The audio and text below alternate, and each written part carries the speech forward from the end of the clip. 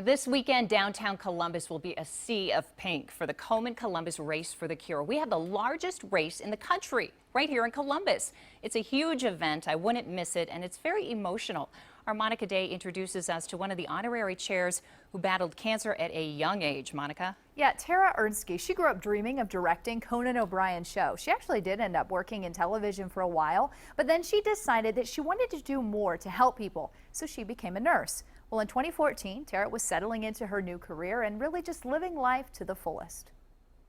I try to do that whole balance of myself, giving back to my community, my work, and then, personal time. Balancing life became much harder for Tara when a lump was found during her annual exam. Since she was 30, she was directed to get a mammogram.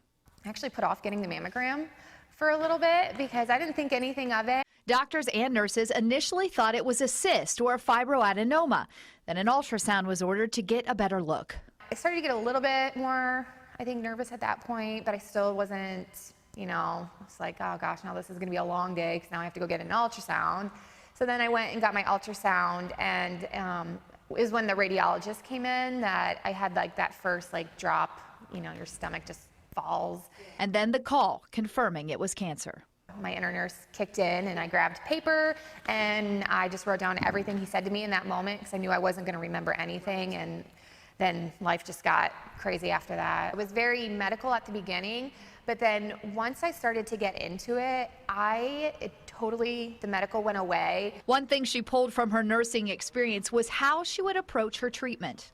And I just remember every patient who did well were those that went into it with a positive attitude. Instead of moping and being like, oh man, I have breast cancer, I tried to be like, okay, what are we going to do now? What's going to be the positives? And, the support I received was just so humbling that it just kept me going. From gifts to words of encouragement.